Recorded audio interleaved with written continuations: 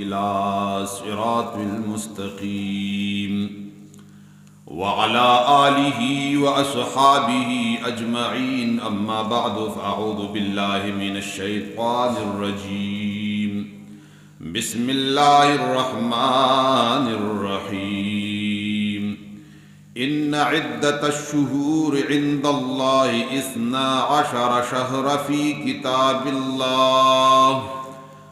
آمنت بالله صدق الله مولانا العظيم قال الله عز وجل في الفرقان الحميد في شان حبيبه ونور عرشه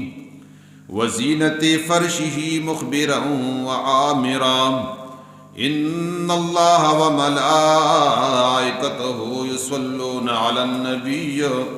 يا أيها الذين آمنوا صلوا عليه وسلموا تسليما اللهم صل على سيدنا ومولانا محمد وعلى آل سيدنا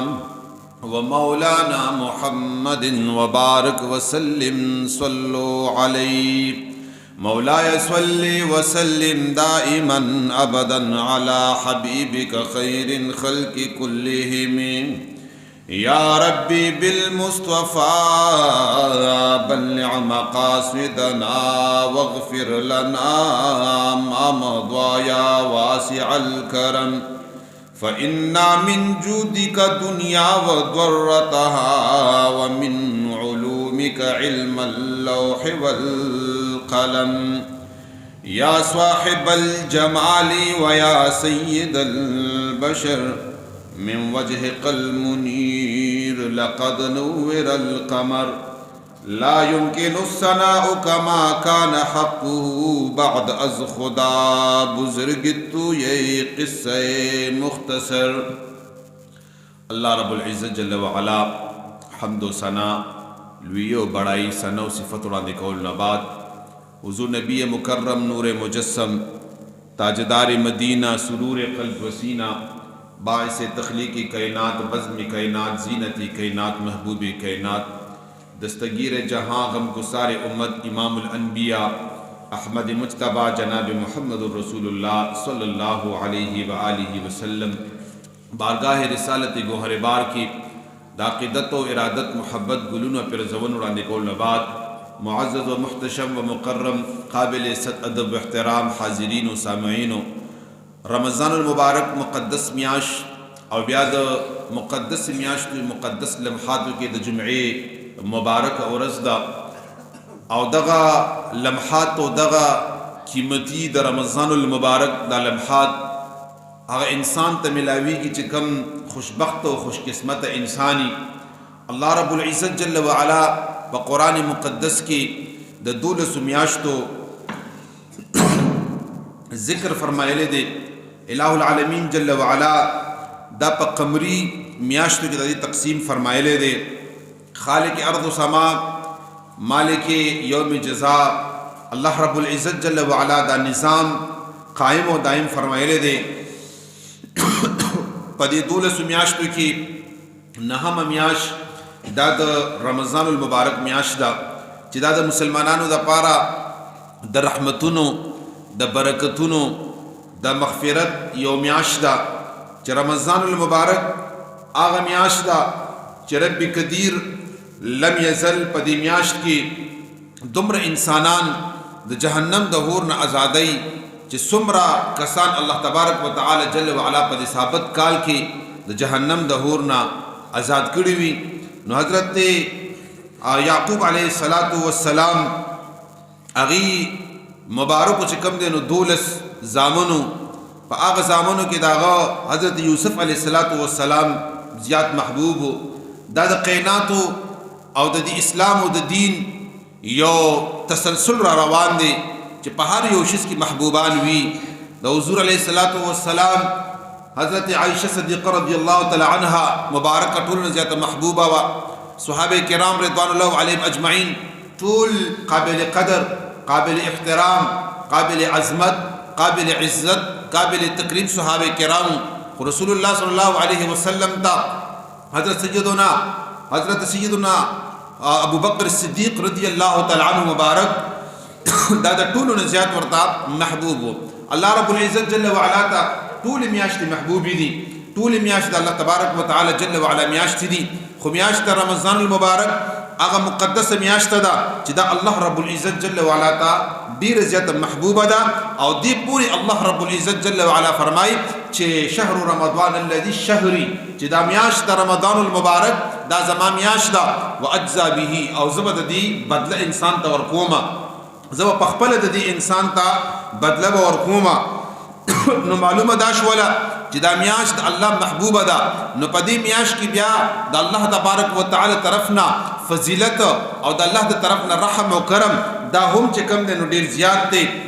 او دا رنګي یو میاشت یا یو ورځ څنګه چې د عرفه ورځ ده یا څنګه چې د لسم محرم مبارک دی چې پاغي باندې ډیر واقعات شوي دي هغه د فضیلت په وجه باندې. دغه رنګ رمضان المبارک کې هم چند واقعات پدې کې شوي دي، ډیر واقعات پدې کې شوي دي. لکه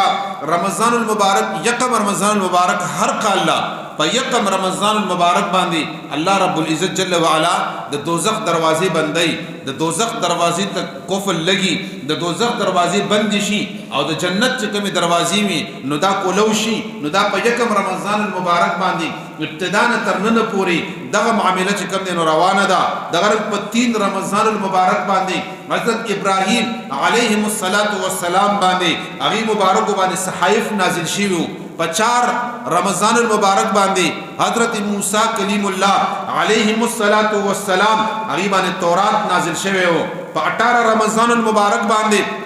حضرت داؤد علیه السلام هغه مبارک باندې زبور نازل شوی وو. دغه رنګ په 14 رمضان المبارک باندې حضرت عیسی علیه السلام باندې انجیل نازل شوی وو. او په 14 رمضان المبارک دی عیسی علیہ السلام باندې انجیل نازل شو. او په 20 رمضان المبارک باندې په حضور آقا مولا احمد مجتبی جناب محمد رسول الله صلی الله علیه و آله وسلم مبارک باندې قرآن مقدس نزول فرما شوی او قرآن مقدس نازل شوی. دا په 20 رمضان باندې د هغه حرش معلقنا او د لوح قلمنا په یو ځل باندې په اول اسمان ته په 20 رمضان باندې نازل شو. او بیا دا غیر بعد وقتن فوقتن د ضرورت په مطابق سره د احکامات په مطابق سره په 22 کال کې تقریبا چې کوم دی بیا د رمضان المبارک قرآن مقدس چې کوم دی دا بیا ټوله مکمل نازل شو.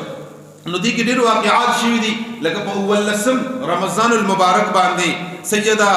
عائشہ صدیقہ طاہرہ عابدہ ام المؤمنین رضی اللہ تعالی عنہ مبارک دا غیر مثال مبارکم دام په 19 رمضان المبارک باندې دا شوی او په 3 رمضان المبارک باندې ام المؤمنین سیدہ ام سلمہ رضی اللہ تعالی عنہ مبارک دا غیر مثال مبارک شوی اغه وفات شوی 25 رمضان المبارک باندې دا سیدہ ام کلثوم رضی اللہ تعالی عنها مبارکہ چې دا رقال صلوات و سلام لور مبارکہ وا اغه مبارکم په دغه میاشت رمضان المبارک کې اغه وصال مبارک شوی او دا رنګ بیا په 3 رمضان المبارک باندې سیدہ طاهرہ عابدہ فاطمه الزهراء رضی اللہ تعالی عنها چې د محبوب علیہ الصلوۃ والسلام محبوب لور وا د محبوب علیہ الصلوۃ والسلام ډیر زیاته قریب لور وا او د نبی علیہ الصلوۃ والسلام پاک دامنه ټول پاک دامنی امت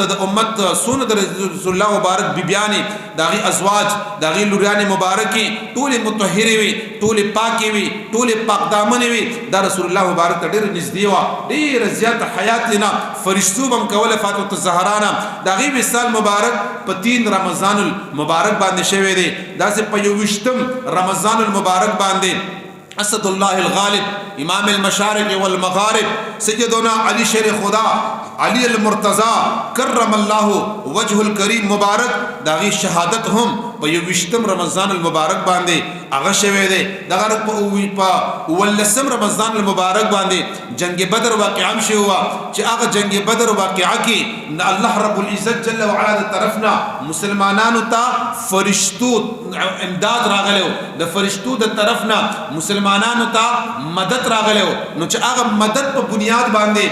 لږ صحابه کرام او هغه ډیر لویه فائدہ به ومونده. نو معلومه دا شوله چې رمضان رمضان المبارک هغه مقدس میاشت ده چې الله رب العزت جل وعلا دې ته فضایل ورکړي دي، فضیلت ولا ورکړي دي، احکامات او واقعات په کې داسې راغلي دي چې نورم د دې فضیلت زیاتېږي. بیا حضرت ابو هريره رضی الله تعالی عنه مبارک فرمای چې رسول الله صلی الله علیه و آله وسلم هغه فرمایل چې الله رب العزت جل وعلا د حضرت آدم علیه السلام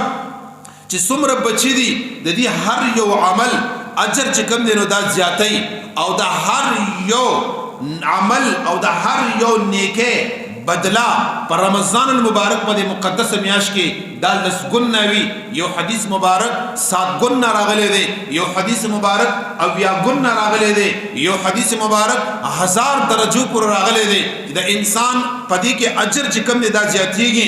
یو نیکی چې وکړي داغه 10 ګنا او یو حدیث مبارک 700 ګنا راغلی دی، یعنی د یو نیکه بدلا په 200 کې الله تبارک وتعالى جل وعلا ورکي. خود دې د اندازې دي، د دې اندازه نه د معلومه ځکه نه د معلومه چې الله رب العزت فرمای چې الصوم لي وانا اجزا به، چې دا رمضان المبارک روزه دا زما د پاره ده او زبر د اجر زبر د عوض او زبر د بدلا انسان تور کوما. نو الله رب العزت جل وعلا علم لا متناهي، د الله ذات لا متناهي، د الله ورق لا متناهي، د الله رب العزت قدر کم کرم لا متناهي. دا غیس اندازه نشي کوله انسان پیمانه انسان سره داسې نشته چې هغه د الله رب العزت جل وعلا د ورکړي هغه پیمانه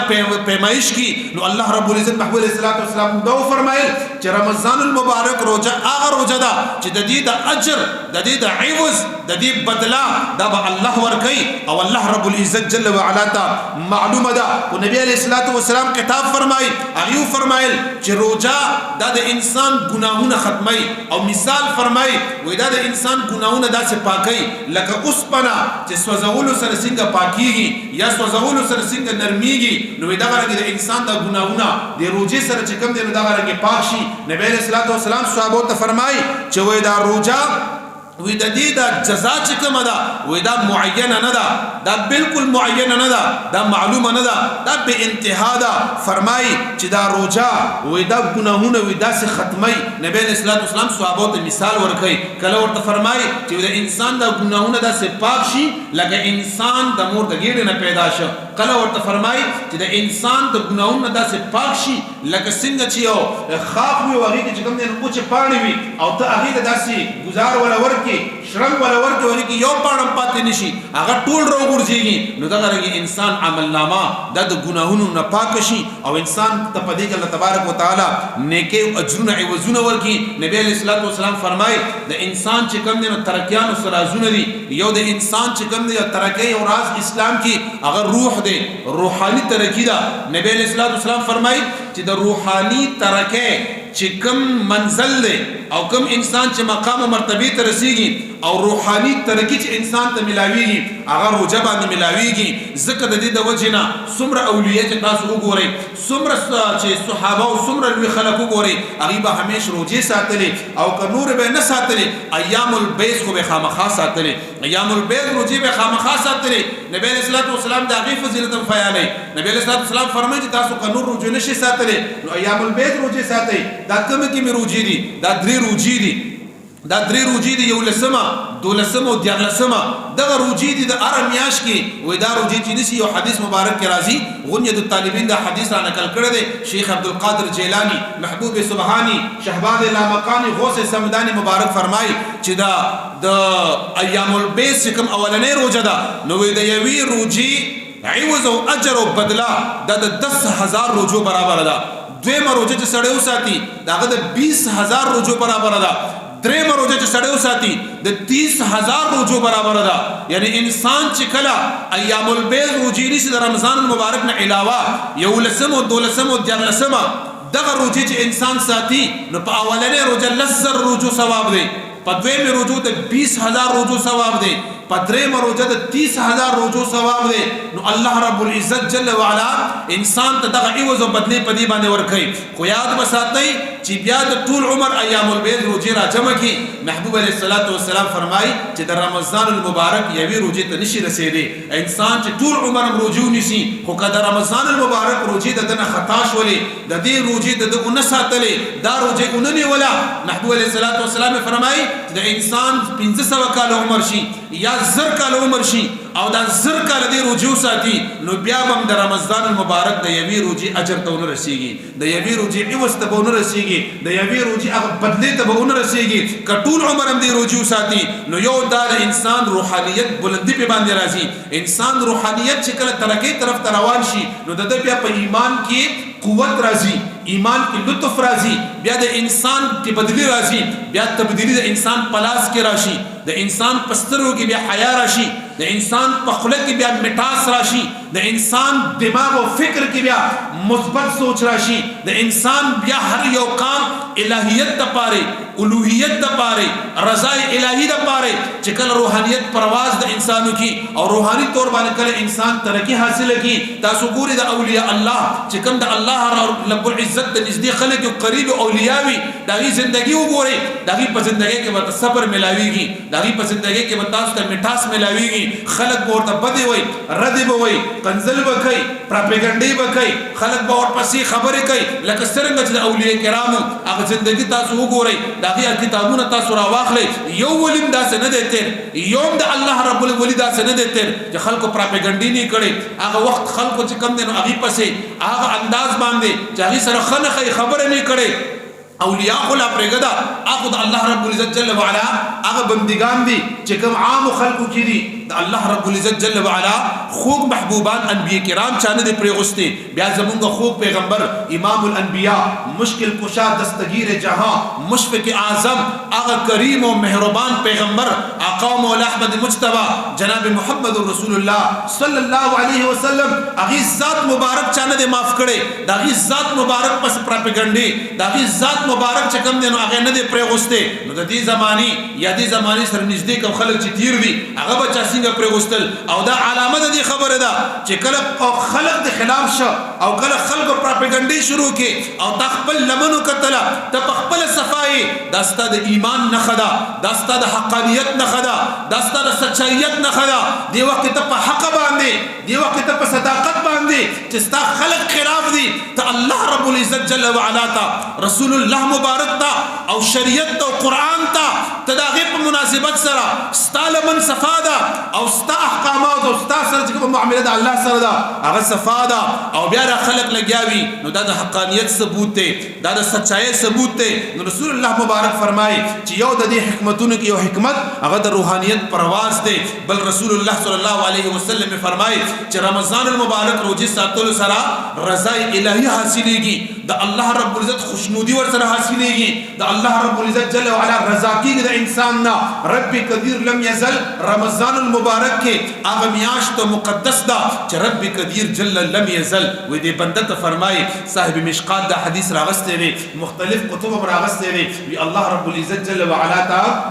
فرشتي راځي رب قدیر لم یزل په دې رمضان مبارک چې کله رمضان مبارک شروع شي رب فرشتو ته فرمایي د دروازې د دوزخ بند کړي په چا څوک په عذاب کې مبتلا دي عذاب ته نه پورته کوي څوک په تکلیف دي تکلیف ته نه پورته کوي زما بندگان روزه نشي دغه عملنامه کې څونه ګناهونه دي دا ګناهونه ته نه اخوا کوي دا ګناهونه ته نه اخوا کوي د جبه غیبت ته نه اخوا کوي دغه د سترګو به حیات ته نه اخوا کوي دغه د لاس ګناهونه ته نه اخوا کوي دغه بدن د ګناه نه پاک کوي زما بنده دی رمضان المبارک مقدس میاشت ده دی بروجی نشي نو چې کله انسان دا روجی نشي او دا اخیری اختتام ته ورسیږي او میاش بیا د شوال المکرم روخیږي او بیا اختر راشي بیا الله رب العزت جل وعلا دا فرشتي عرض کوي یا الہ العالمین ستاره دی بنده دا ګناهونه دا ست بنده دا ګناهونه د جبی ګناهونه د لاس ګناهونه د خپو ګناهونه د سوچ ګناهونه د فکر ګناهونه ګناهونه دا فلانی ګناهونه یا الله سور سره وکړو.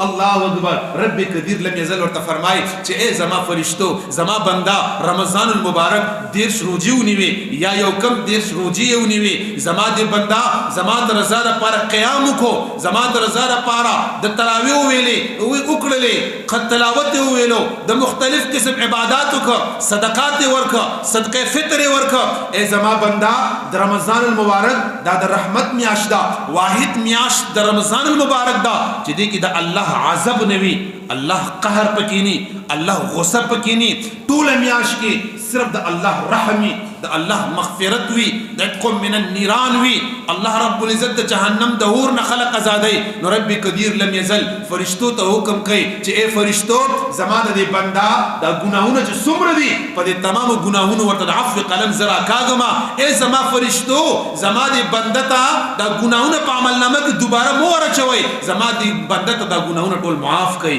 دا ټول ګناهونه ورته معاف کړي دا بندا زما د ګناهونو نه پاک وګرځوي. ځکه نبی علیہ الصلوۃ والسلام فرمایي چې د دې بنده چې کله رمضان المبارک تیریږي اختر شپه راځي الله رب العزت هر یو بنده د ګناه نه پاک ګرځولې وي. بیا روزه مبارکه رمضان المبارک چې کوم دی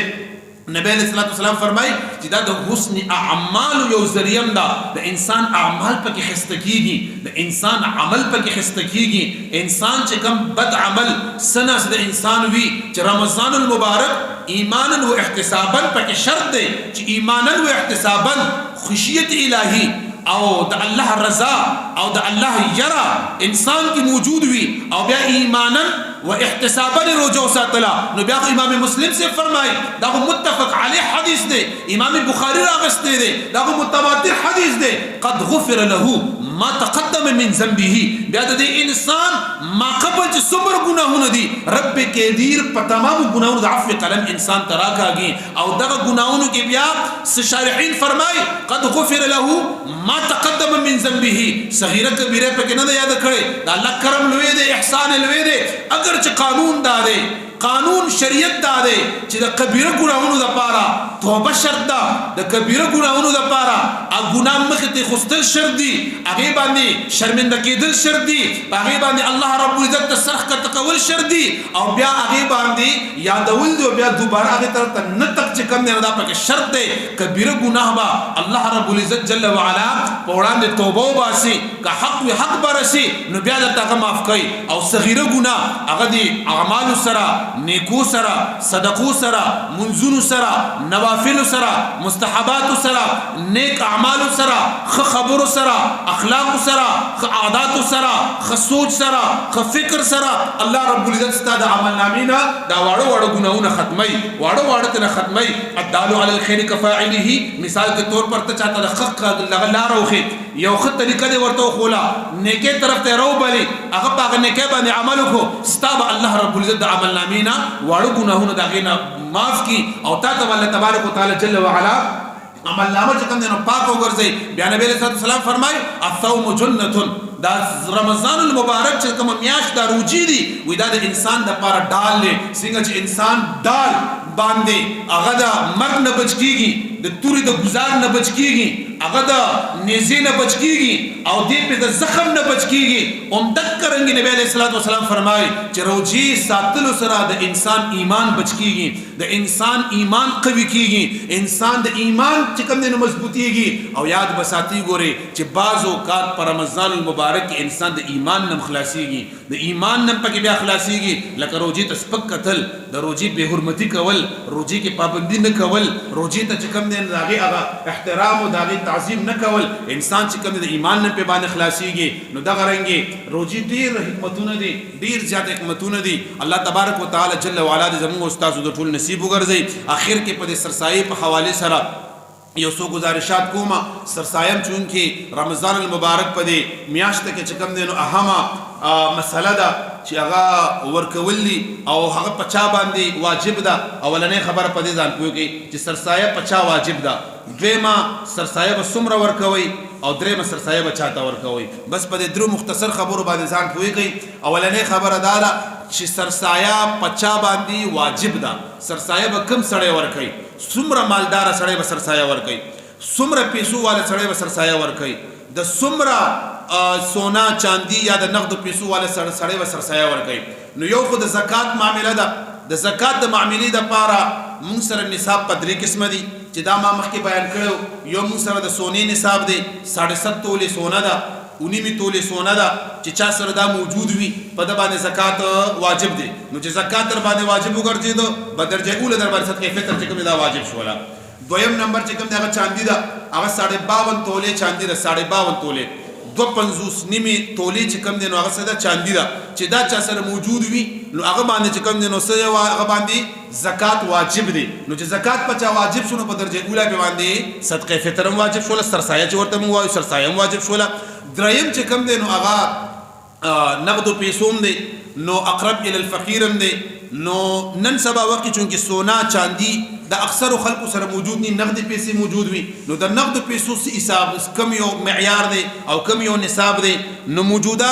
زمانه کې اوس چې کم نننی حساب دی ما چې کم سحر ولګولو ما تاسو کو د زرګر نه نو 1,28,000 روپۍ دی 1,28,000 روپے موجودہ د نن ورځې حساب دی. دا د چاندي حسابي 52 تولې چاندي 52 تولې چاندي چې کوم دا نصاب دی. نو 1,28,000 روپے چې دا چا سره موجود وي او کال په باندې تیر شي کدا د مال تجارت په صورت کې وي کدا چا سره ایخي وي کدا چې کوم نه په تجارت کې لګېدلی که ارس کې وي خود باندې زکات واجب دی. نو چې زکات په باندې واجب وګرځیدو نو په درجه اوله په سرسایه واجب شوله صدقه فطر په واجب شوله. اوس هغه سره چې پاغه باندې زکات خو واجب نه دی داغه څه مسله ده. نو داغه مسله دا ده سرسایه په هغه چا باندې واجب ده چې د سره 1,28,000 روپۍ موجود وي کدی باندې کال تیر یو که کال په باندې تیر نه. سرسایه د پر کال تیرېدل شرط نه دی ضروری نه دی. 1,28,000 روپۍ نقدي یا د 1,28,000 روپے چې کوم دی نو د سره مال تجارت موجود وي دی په تجارت کوي کاروبار کوي په مال تجارت کې مال تجارت شامل دی هغه ماشینان پکې شامل نه دي. ګوره د دې وضاحت در تمام مخکې کړو چې ماشینان که د کروڑونو روپوم دي نو هغه چې کوم دی نو هغې باندې زکات هم نشته هغه صرف او صرف چې کوم دی نو هغه اسباب او ذریعه ده د هغې د مال ګټلو هغه کوم مال چې په هغې ګټلی کېږي خام مال چې وي کم خام مال وي لکه مثال کے طور پر یو انسان کپڑا جوړي د کپڑے جوړولو ماشینان دي ور سره هغه د لپاره د ضرورت د مالوچ دی نو دا مالوچ چې سره په کارخانه کې سونه پروت دی پدې باندې زکات ورکړي کما کپڑا جوړ شوی دا پدې باندې زکات ورکړي. نو اوس سرسایه په هغه چا ده چې د سره کوري خپل وي یا پردي وي کوري خپل دی یا پردي دی شرط پکې دار چې قرضدار نه د سر 1,28,000 روپے مثال نقد پرتی دي خو په د باندې 15 لک یا 3 لک قرض هم دی نو بیا بالکل په د باندې سرسایه نشته دي. خو بیا نبی علیہ الصلوۃ والسلام او فقها دا فرمایي چې کم درمیانه قسمه خلک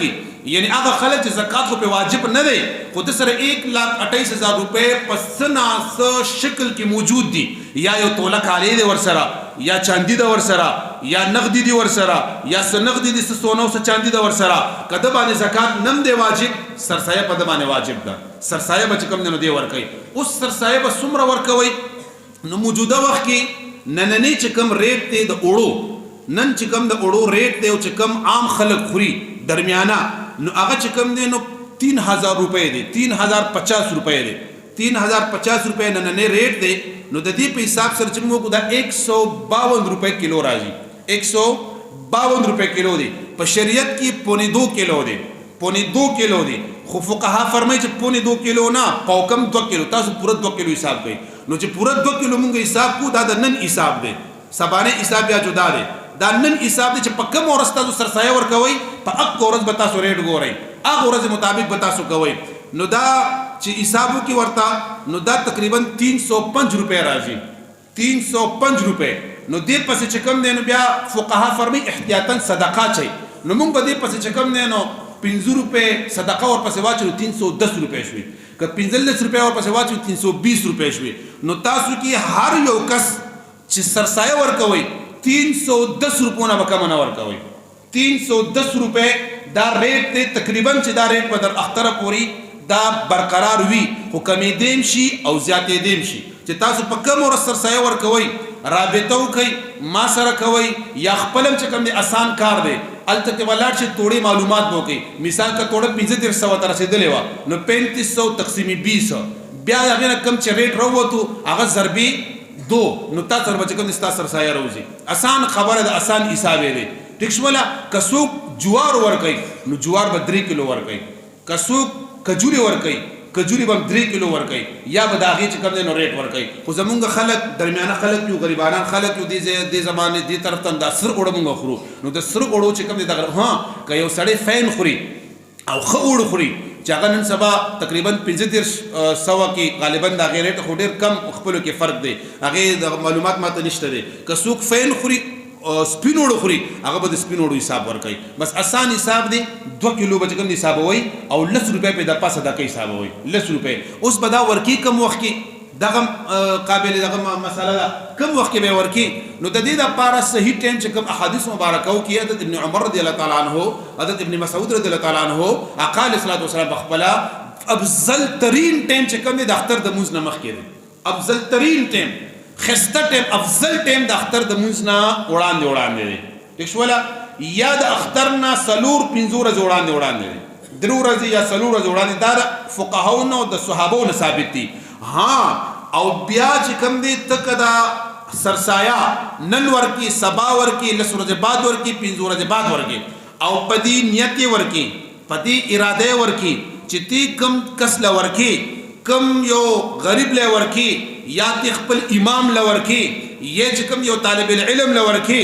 یو حاجتمن او ضرورتمن له ورکي په دې نیت یې ورکي مخکې چې یاره زه کوم ضرورتمند زه دا سرسایه ورکومه چې دې پې باندې د خپل ضرورت پوره کړي نو بیا که تا 10 ورځې مخکې ورکه 15 ورځې مخکې دې ورکه 25 ورځې مخکې دې ورکه تا ته به الله هغه اجر درکوي چې کوم اخري ورځ اجر الله پاک ورکوي ځکه چې په دې کې تا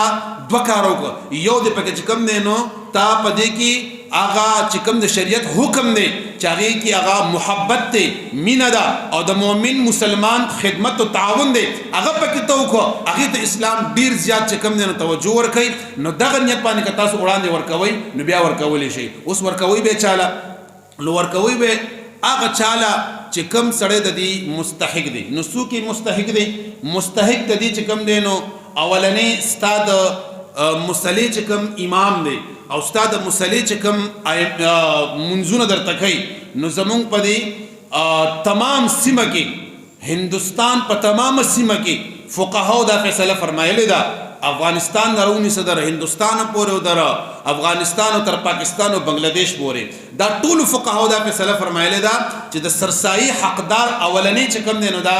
امام دی دا به امام ته ورکي که امام صاحب نصاب وي نو ستا دا سرسایه به هغه بل ځای کې لګوي که هغه صاحب نصاب وي هغه ته خپل ضرورت نی هغه به په بل ځای کې لګوي خو ته به د خپل امانت چې کوم دی هغه ته حواله کړي او دا به ورته وایي چې دا زما سرسایه ده او دا چې کوم دی واخله بیا چې کوم دی که ستا په کور کې مثال کې طور پر ستا لور ده هغه کونډه ده هغه درته ناسته ده ستا زیر کفالت کې کوي نو هغې له ته سرسایه په غوړو کې په اوړو کې په خوراک په سامان کې چې کوم تا باندې هغه واجب د کفالت د هغې کې نشي ورکولی د هغې نه علاوه چې کوم دی نو تا هغې له ورکولی شي هغې مالک جوړولی شي خپل رور له چې کوم دی نو صدقه ورکولی شي خو چې تا سره شریک نی ستا زیر کفالت نی خپل رور له بیا ورکا یا چې کوم دی ستا په خاندان کې نزدیک قرابتداري او تا ته پته وي چې هغه سوالم نه کوي تا ته پته چې ضرورتمندم دی تا ته پته چې کوم دی نو هغه حیا پې باندې ځي نو هغه قسلم چې کوم دی هغه ته ورکولی شي پلار زوی له نشي ورکولی زوی چې کوم دی نو پلار له نشي ورکولی مور له نشي ورکولی نیا له نشي ورکولی باقي چې کوم دی نو سرسایه تاسو بهر هر چا له ورکولی شئ طلبه کرامو له د دین طلبو له چې کوم دی نو زیات ورکولی شي بلکې دا درته موږ وایو زمونږ خو رزق الله تبارک وتعالی جل وعلا مقرر لیکلی دی زمونږ خو ذمواري ده وینا کول زمونږ ذمواري ده وینا کول باقي چې کوم الله تعالی رزق درکړي دی طلبو له ورکوي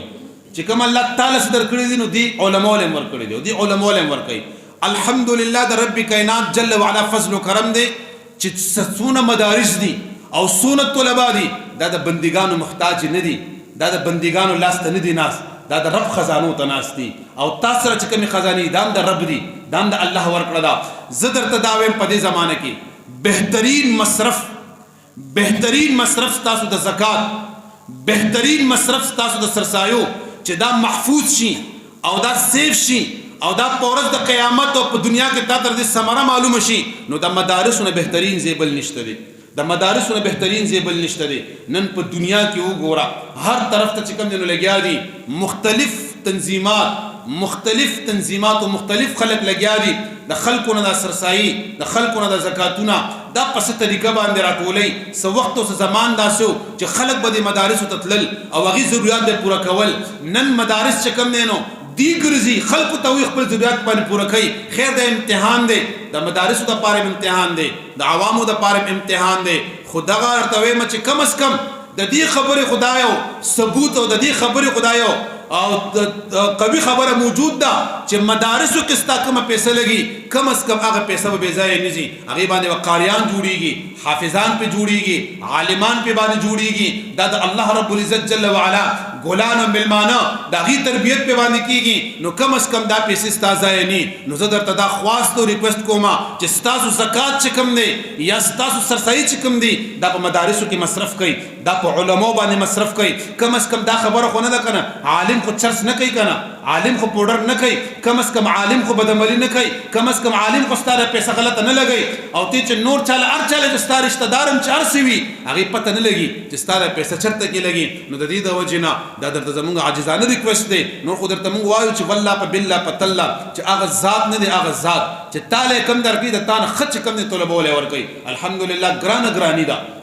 ګراني ده. خو زمونږ دلته مدرسه کې زمونږ د ملګرو زه د هغې د زړه نه ورته دعا م کوم، طلبات ته مې تاسو ته مې چې والله په بالله په کم ځای کې ناست دي دا بچي چې ستاسو په دې کور کې پراته دي، ستاسو په دې درشل کې پراته دي، چې ستاسو په دې ځای کې پراته دي، دې بچو ته الحمدلله